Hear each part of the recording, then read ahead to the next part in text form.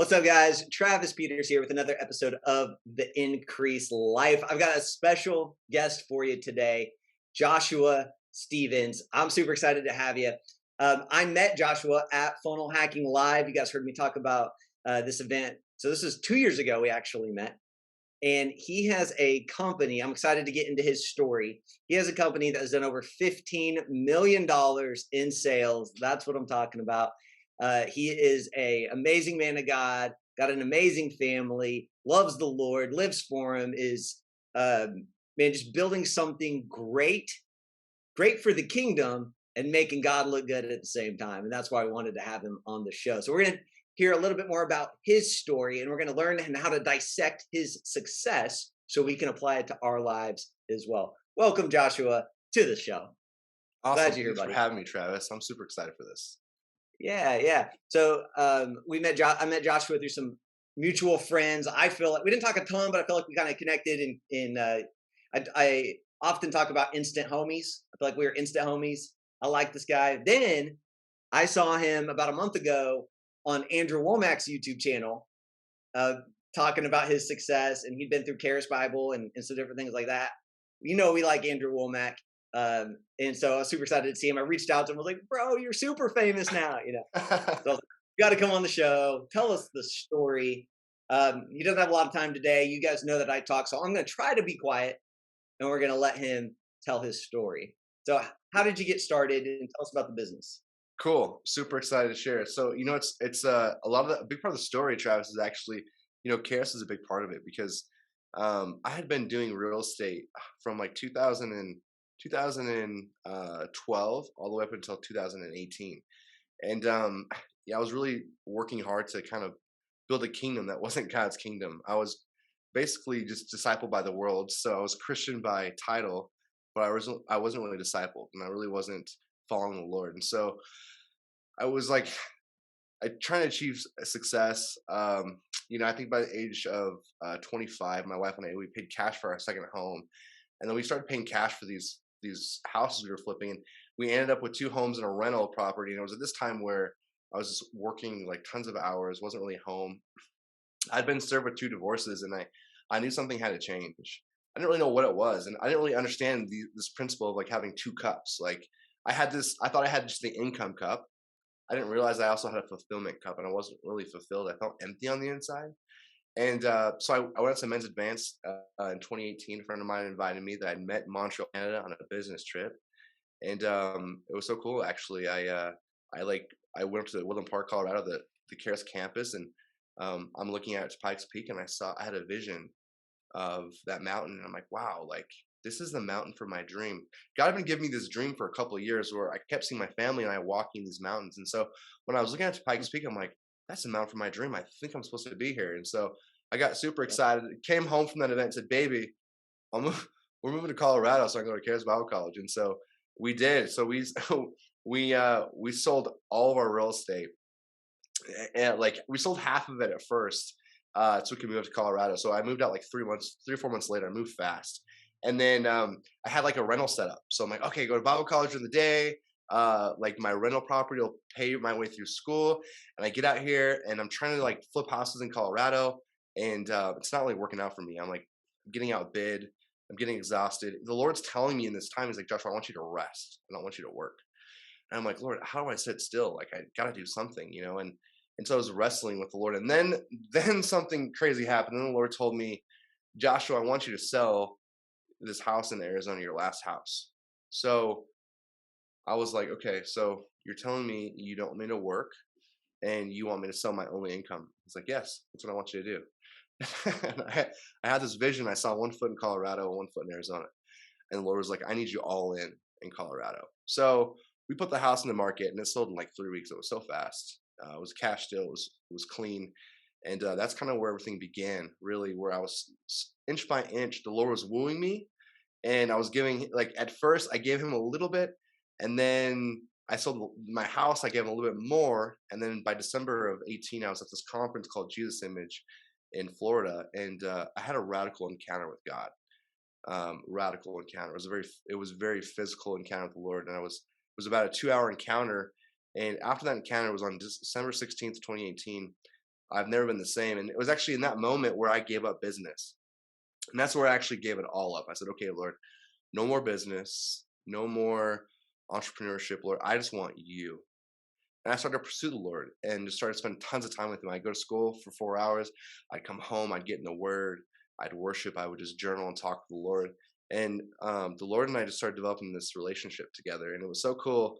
2 months after this moment, it was February. I was in Breckenridge, Colorado, just doing some quiet time with the Lord. And I was journaling. And the Lord said to me, he said, Joshua, I'm going to give you $1 billion business. And I'm like, wow, Lord, that's $1 billion. Am I hearing that correctly? Like, God, I'd be cool with $1 million business, like I'd never made $1 million. Yeah. And a month later, I'm sitting in class and I start getting ideas for wallets. So I'm like taking notes on one page, on the other page, I'm like sketching out these wallets. I get so obsessed. I go home, I cut it out, glue it together. I'm making paper wallets. And I would go to school and I'd show my friends, I'm like, guys, check out this paper wallet I invented. They're like, okay, Josh, cool, paper wallet. Nothing special about the paper wallet. So I go to Hobby Lobby and I buy a sewing machine. I buy some leather, and I didn't know how to use a sewing machine. So I'm watching YouTube videos trying to learn how to sew, and I stitched together my very first wallet. This was in March of 2018. And I realized, I'm like, you know what? I am not a wallet maker. I'm not.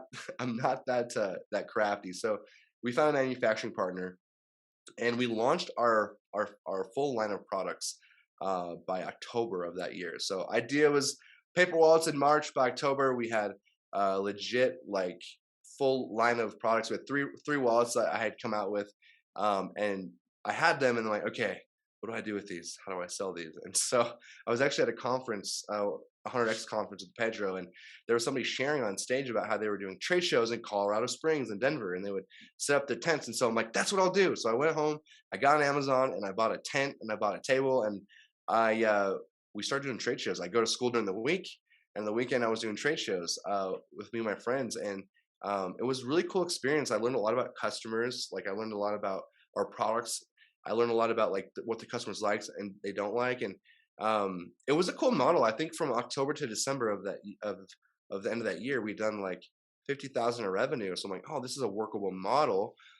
So I take a lot of the profit that we're making and I invest in trade shows for all of 2020. And so I buy all these trade shows, and January hits, things are going okay. February, things are going okay, and then March happens, and you guys know what happens in March 2020. COVID hits, and this was pretty much rock. This is kind of where we hit rock bottom, because I didn't.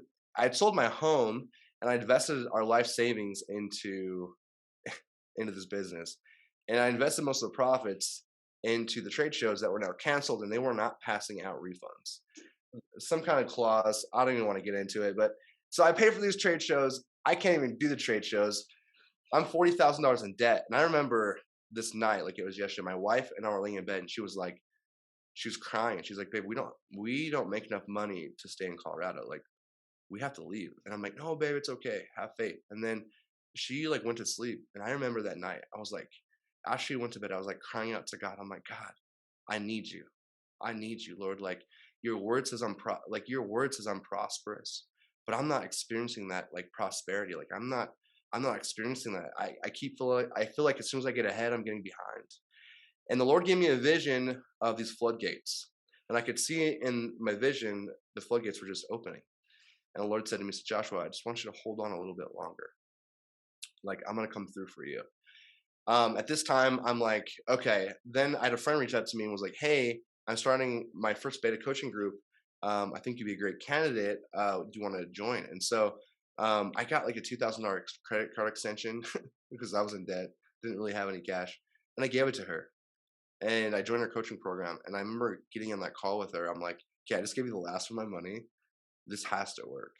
And this is the time where we started building King's Loot online. We had a pivot. I didn't have a choice. COVID was shut down. We had inventory, we had products, but we had nowhere to sell it. So we just decided to start building it online. So I started learning Facebook ads and funnels. And the Lord said to me, he said, Joshua, you're going to build a funnel. It's going to be wildly successful. And I was like so excited. I remember staying up all like late at night, listening to this song by The Greatest Showman, A Million Dreams is all it's going to take. And I'm like building this funnel. I build it, I launch it, and it flops. I'm like, okay, well, we'll try again. And so I take a couple more days, I build another one, and it flops. and I build another one and it flops. And I'm getting super discouraged actually at this point. And I think 19 or 20 iterations later, I'm getting like no success with this. And then I remember sitting in my beanbag and I'm like, Lord, you said that I would build a funnel and it will be wildly successful, but I'm not experiencing that success. It's a similar conversation I have with the Lord about prosperity. Lord, you said, your word says, and I remember this, I learned this in school. Like, it's so hard sometimes it's like when we have symptoms of things, like when we look at our bank account and it's like not, it's like negative or whatever it is. And it's like, what is actual truth? And truth is nothing that we can actually, that we're experiencing. Truth is, it is or it isn't. And the truth is always found in the word. And so it was in that moment I made this decision in my heart. And I'm like, Lord, I'm going to choose to believe your word over anything that I can feel, hear, taste, see, and imagine. Like all my senses. I'm going to believe your word over my experiences and my senses. And so I'm like, Lord, I'm going to keep trying until I see your word come to pass. And finally, by the 25th or 26th funnel, we it hits, man. And when it hits, it hits. And I think March of 2020, we did like 4,000 in revenue that month. By April, the next month, we did 28,000 in revenue, so pretty big increase. Yeah. By May, we did 78,000 in revenue, and by June of 2020, we had our very first six-figure month, broke over $100,000. And it was so cool to see this because my goal in the coaching program was like, hey, if I could just do six figures my first year in business, I'll be so happy. That's Hmm. success to me. Like, oh, we did it, we accomplished it. But the Lord was telling me, He's like, Joshua, you're going to do over $1 million this year. I remember him telling me this, and I'm like real talk. I didn't believe the Lord, Okay. Okay. and I didn't believe what he was saying because I wasn't fully trusting him. And the reason why I was afraid to trust him was because the word says hope deferred makes the heart sick, and I was afraid to get my hopes up because Mhm. I've had my hopes up, and I've learned something about goals and achieving things. And the Lord said to me, He's so gracious with me, and He said, Joshua, it is one thing when you make a goal to achieve something. It is another thing when I tell you that you will do something. Mhm. You guys know in Isaiah 55 it says that no word will come back void. It will perform for which it was spoken, right? So I was like, okay, so the Lord is saying we're gonna do over $1 million. By the time we hit six figures a month, I'm like, okay, we're gonna hit that $1 million. Like it's gonna happen. And I think by October of that year, by October 14th, 2020, we hit our first $1 million just 6 months, like 6 months into this thing. And Wow. by November, we did our second million. And by December, we did our third million. And it was so cool to see, like, in 6 months, it took us 6 months to do $1 million. And then we did $1 million a month in November and then a million in December. And I was like, wow, Ephesians Yeah. 3:20, God, you were doing exceedingly more abundant than anything I can ask, see, or imagine. Like God was going above and beyond what I was like imagining to do. And I had no idea what was gonna happen the next year, Travis. I didn't know we were gonna break eight figures as a company. The Lord, like He just gave me this word and said, I'm gonna give you $1 billion business. And so in my mind, I'm like, okay, I'm gonna build $1 billion brand. That's what we're gonna do. I don't know like what that looks like, how that looks like. I'm just selling wallets, but in 2021, we quickly realized that like we really need to expand, and we did. We now have like 140 SKUs. We sell not just wallets, we sell clutches, wristlets, bags for men and women. It's really like it's really kind of like formed and molded over time into this awesome thing where we're really about reflecting royalty in the kingdom, right? We really believe like at King's Loop, we believe if you can see it, you can be it. And the only thing standing in between where you are and where you want to be is the way you see yourself. When you see yourself like a king, you prosper like a king. And we're like really heavy on this message because um about a lot of the problem that we have like in our culture is identity, right? There's this orphan spirit where we have a father's generation of people who just they don't feel loved, they don't feel significant, and it's like grasping for straws, trying to figure out like who they are. And in the word it says this, it says that in Genesis, we were made in His image, and that word "image" in the Hebrew means likeness, to function just like. That means that you and I were made to function just like God. Well, what's the Man. first thing He did is He created, Yeah. and so it's so cool, like to look at that word and like, wow, like we're made in His image to be just like Him. And I love that Andrew teaches this because it's like it's simple. There's just two natures. There's the nature of man, which is sinful, and there's the nature of God. And what happens in our walk with the Lord is we keep putting ourselves back on the cross, sin, shame, all that stuff, right? And it's like we have this identity issue where we're not seeing ourselves as a king, as a son, Yeah. because if I'm made in his image just like him, then this means I have his nature in me. And when I see that, it is this seed that transforms you from the inside out. Like the kingdom of God is not behavior modification. So it's not like if you want to like get smarter, you want to go read books, you want to hustle, you want to grind in business, like the way in the kingdom, the way to ascend and go up is by going down, right? It's like right side up. The kingdom and the world are backwards, and mixing them together is like water and oil. They don't mix well. And so I think in this process of like in this journey with the Lord and in business is like God has super blessed us with amazing like fruit. But look, even my team is so amazing. Like all of my employees are Kingdom. They're either Charis alumni or currently in Charis. So we have a crazy culture. Like we pray together as a team, and the relationships are just so strong. And I'm like I walk in the office and worship music is playing. I'm like, God, I love this. Like Yeah. the Lord set us up for this. And what I'm learning is like who I've had to become in this process is like who I was when I started was very different than who I am today. And it's more so like God is calling us as leaders in our industries. He's calling us to serve our people at a high level. And the question I ask myself is who must I become for the people that I'm called to? And I think in this journey with the Lord, like this has been what's really kind of like helped me in this season, being vulnerable with the Lord, letting him father me so that I can father others.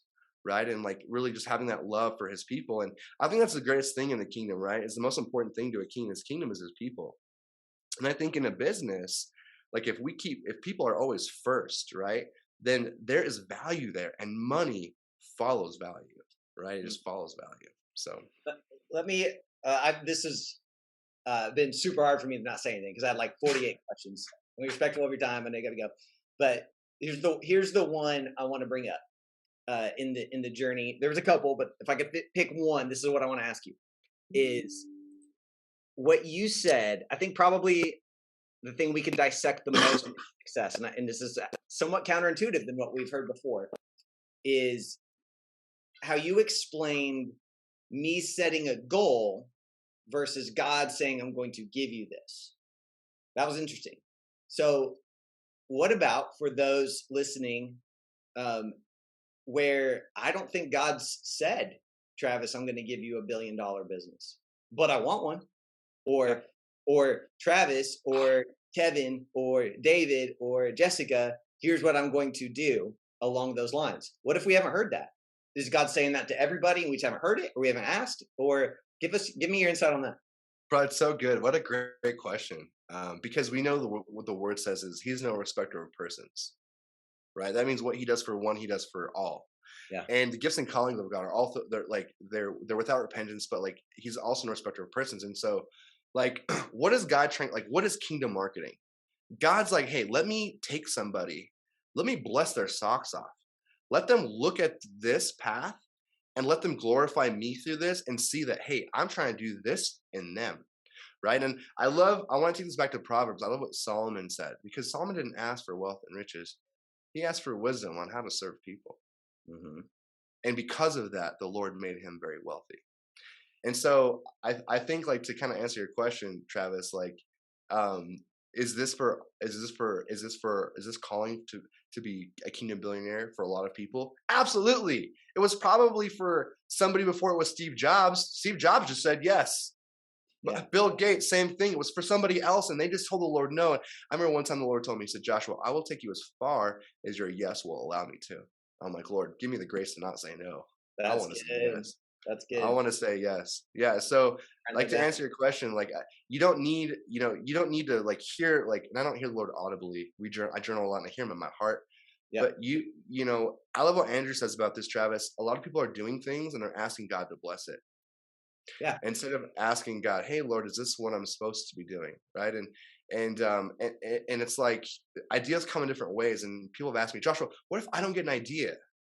What if I don't get an idea like this? Like, what if I just have a desire? Well, it's the cool thing about the word. Like when you delight yourself in the Lord, he gives the desires of your heart, right? Like, let's not get so caught up in the blueprint of how this plays out. Let's like look at the principles behind this. Let's look at the truth behind this. The truth is God wants to prosper his people.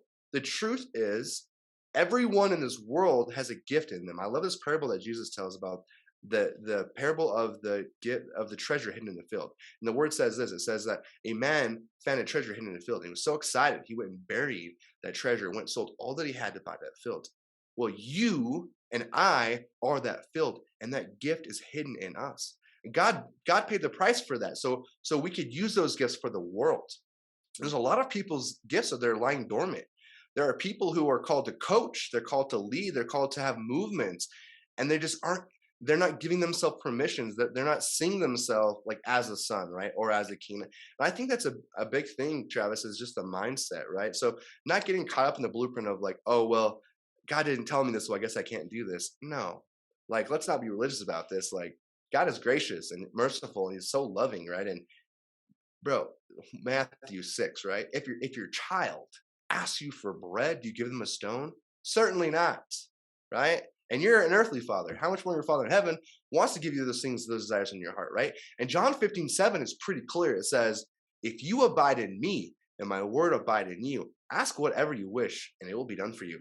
That word wish, guys, this is no like, oh, well, I guess if like people like get so weird about that. It's like, listen, whatever it is, if you are in the vine and you are an extension of him, you're going to ask the right things guaranteed, right? Like you're going to ask the right things. And there's nothing wrong with asking the Lord for $1 million or $1 billion or $1 trillion business. There's nothing wrong with that. Mm-mm.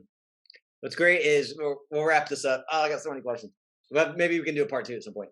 The what's really cool is Joshua hasn't really been following. I don't think follows our show or channel, but all the stuff you just said and preached is all the stuff we talk about. Like Mm. you resonated with. You're right on track, right on point. I love it. We're homies. What I want you guys to see about him is he tells these stories, and a lot of us miss it because we think that it didn't work instantly, so it must not be from God. But he's like, hey, I tried 25 different marketing funnels to try to sell this thing. I just didn't quit. I could have, but I didn't. I tried selling it at trade shows. I lost a ton of money. I didn't quit. A lot of you guys lost a ton of money and be like, oh, this must not be for me. I'm not a good steward. I'm messing things. Told you I wasn't an entrepreneur, right? Yeah. Push through. God gave him a word. He believed it and he went after it. It might take different tries and iterations and shifting and pivoting in different angles, but we don't quit around here. And at the end, you get $15 million businesses on the way to $1 billion brand. So, Bro, I love that, Travis. And we could appreciate go you. in like for another like 7 minutes, Travis. We can go to like 35. So Okay. like, Okay. Well, I've got a yeah, question for you then. yeah, you bet. All right. So at the beginning, you said that there was a time when you gave up entrepreneurship to the Lord, Yeah. but then it sounds like you started a business like 3 months later. Bro, this Tell is me a what cool you thing mean. about this Tell me is a what you cool mean by that. thing. Yeah, I'm so glad you asked that question because it wasn't like this like temporary thing. I literally gave it my desires to do business to the Lord and was like, hey, God, if you want me to be a pastor, I'll be a pastor.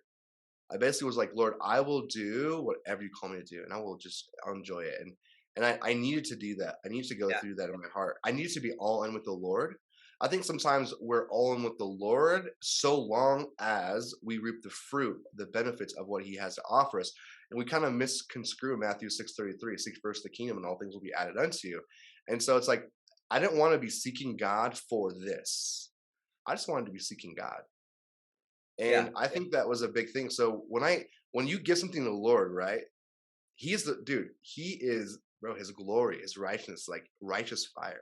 When you give something to the Lord, Travis, all the impurities that are in that thing you're giving him are instantly burned up. And 3 months later, Travis, he gave it back to me.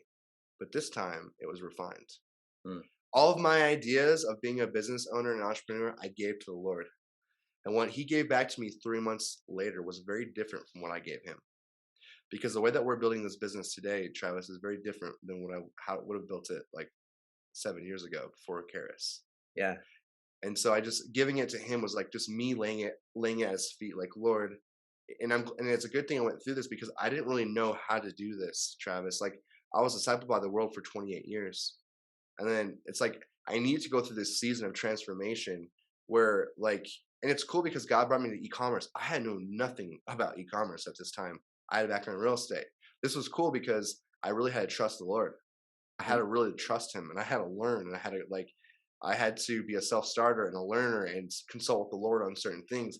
Had it been real estate, Travis, it'd been hard for me to do that with God because I've been doing that my whole life, like since I was 21 years old. So, um, and I have friends in school, Travis, that had businesses, and they heard the word, they heard the message. It was good from school. They got discipled by school, and then they're like trying to apply these kingdom things into their worldly businesses, and things are just falling apart.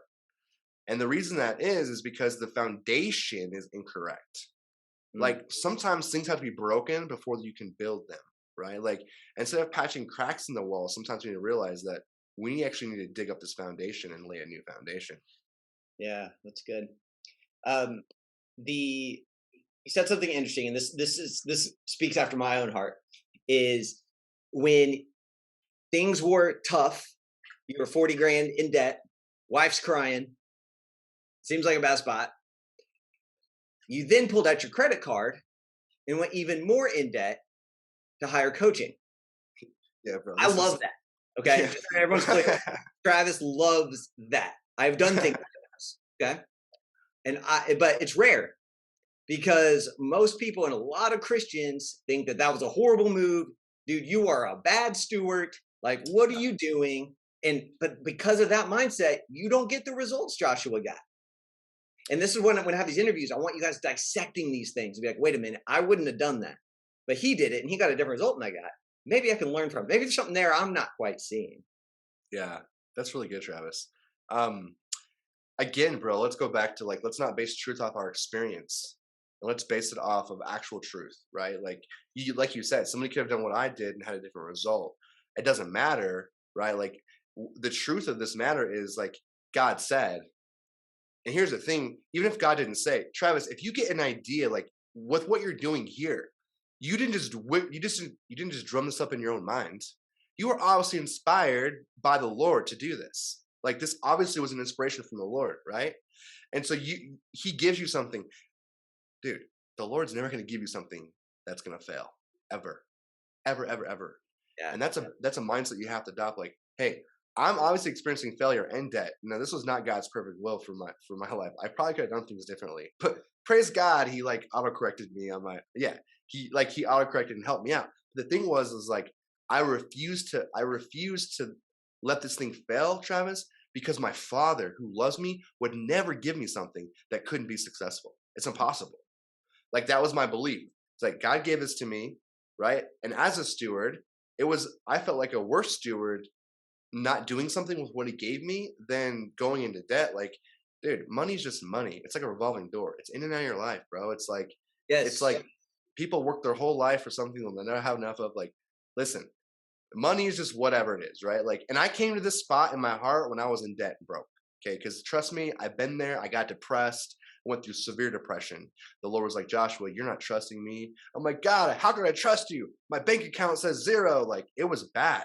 And the Lord's like, Joshua, you got to stop looking at your bank account. So I had to trust him and stop looking at my bank account, right? And I had to like spend more time in the Word than I was in my like looking at my accounts to like really like get a hold of this thing because God was trying to do something in my heart in this process, right? Like as a business owner, as you ascend from glory to glory and go from mountaintop to mountaintop, the problems just get bigger, right? And there are giants in the land that you're called to.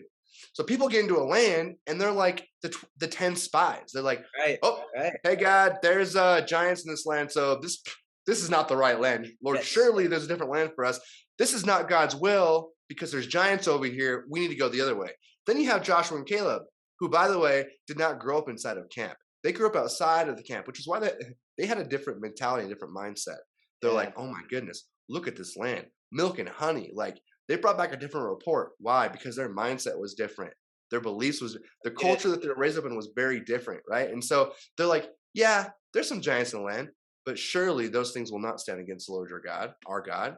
Like their faith and their belief in the Lord was stronger than the size of those giants. And I think that's a mistake that Christians make a lot of time, Travis, is we start to do something, we get a little bit of resistance and we think, oh, this is not God's will. Listen, Yes. anything worth doing is going to have resistance, guys. Anything worth doing is going to have resistance. I've had my fair share of resistance. Travis, I'm sure you've had your fair share of resistance, right? And this is what does wisdom say about this, right? Because the word says to go and possess, like the Lord says, like the word says, Joshua is all about possessing land, right? So you can see in the word that it's good to go and take territory. But then you have Paul writing in the New Testament, he's talking about, I want you to rest. So which is it? Do I rest? Do I possess the land? And this is what wisdom says. Wisdom says it depends on the season you're in.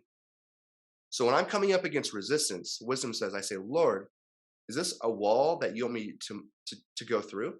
Or do you want me to back off? Do I need to rest? And that's what wisdom says. And I think there's something to pull from that, because sometimes we're trying to possess land when we're supposed to be resting. And sometimes we're supposed to be possessing land and we're resting, right? And if you don't know what season you're in, you're going to get whiplash, because you're going to start going and then you're going to stop, right? And so that's what, it's like, lean on the wisdom. What does the Lord say about this? Because this is what's going to keep you and protect you, right? And this is why a relationship with God is so important in this process. Man, that's so good, guys. Listen to this one again. There's so many. Take notes. I took notes while he was talking. There's so much wisdom, so much nuggets, so much amazing godly things. Listen to how much he preaches. Listen to how much word he has in him. That's what I want you guys to dissect. Is he's got the word in him. He's got scriptures like this. That means he's been spending time in the word and with God, and it can flow out of him when needed. That's such a vital key to success. I don't think everybody has. And the people we keep bringing on here are filled with the Holy Spirit. Man, they know the word. They spend time with God. They're basically preachers. This is something you guys are seeing as a theme here. All the people we've had on lately. So I think their success reflects that. All right, Joshua. So let them know where they can go. You guys need to go buy his stuff. Go buy some wallets. Go buy some product. Go check it out and get something. All right. For We'll sure. put it below, but tell them. Yeah, kingsloot.com. Thank you for dropping that link, Travis. I appreciate it. We're doing an awesome Black Friday sale right now. I think it's buy two, get one free. It's definitely the best offer that we've done like ever. It's been a really busy, awesome season so far, and yeah, it's great. It's buy two, get one free. That offer goes till Cyber Monday, which is super exciting. And yeah, the biggest thing I'll share with you guys is this: for every belief you have, there's a story you tell yourself, and this is why Jesus taught with parables, because when you change the story, you change the belief. Yeah. When your belief changes, so does your outcome. Yeah. We don't really sell like leather wallets. We sell identity, because when you have a kingdom product in your hand, it changes the way you see yourself. And 100%. when you see yourself like a king, you prosper like a king. I love it. You're speaking my language. Come on. All right, everybody, go buy his stuff. You need to change your identity. It's a great way to do it. Man, I appreciate you, Joshua. Thank you for coming on You the bet. show. I'm trying to get you back on at some point. I love you, buddy. Yeah. Bless See you. ya. Love you, Travis. Bye.